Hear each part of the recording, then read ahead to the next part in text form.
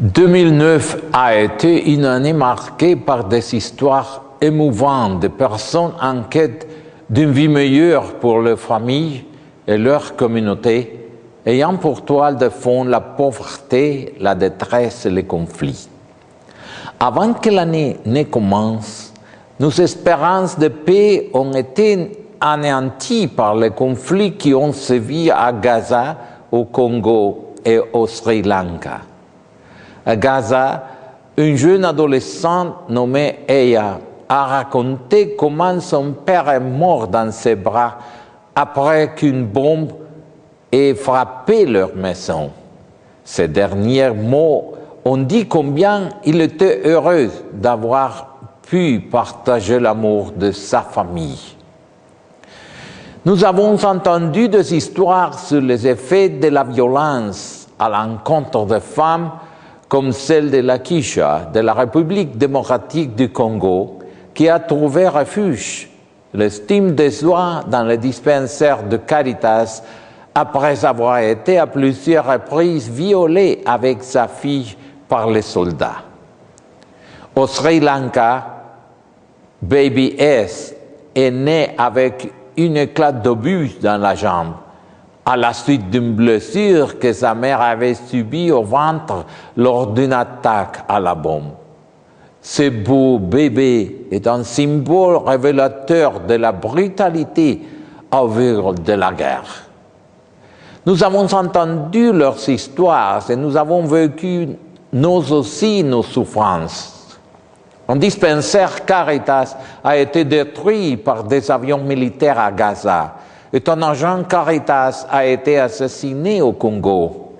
Caritas est resté jusqu'à bout avec la population dans la zone de guerre au Sri Lanka. Comment pouvions-nous les quitter, demandent les agents. Nous sommes pour eux une lumière montrant qu'une réalité meilleure est possible. Un membre de l'équipe a été tué et le directeur local a perdu ses jambes à la suite d'une attaque. Caritas a aussi joué un rôle central dans l'intervention en faveur des victimes du séisme et du tsunami en Indonésie et dans les îles du Pacifique, Samoa et Tonga. Dans son encyclique Caritas in Veritate, le pape Benoît XVI a offert une nouvelle vision de l'économie, de la politique et de la société fondée sur le devoir que nous avons tous de prendre soin de l'humanité et de l'environnement. Une fois de plus, les événements climatiques extrêmes ont causé la souffrance de plus démunis cette année en Afrique de l'Ouest et de l'Est, à Taïwan, aux Philippines, au Vietnam et au Cambodge. Les pourparlers sur le changement climatique à Copenhague doivent contribuer à rétablir un contact avec la nature.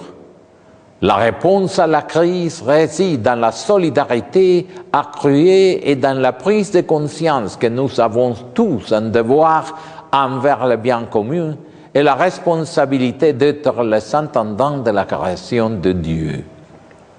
Caritas s'est transformé de vie, celle de pauvres à qui nous tendons la main et celle de nos agents, de nos bénévoles ou de ceux qui soutiennent généreusement notre mission pour la justice sociale.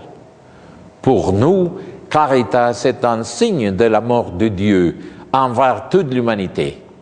Caritas témoigne de l'amour de Dieu parmi nous, un amour pour tous, en particulier pour les plus démunis. Attendons 2010 renforcé par cet amour, un amour que nous voyons chaque jour dans ces petits instants de beauté humaine qui l'emportent sur la souffrance et qui apportent la lumière au monde. Puisse le Christ enfant apporter la joie à vous tous en ce Noël et nous accompagner au cours de la nouvelle année.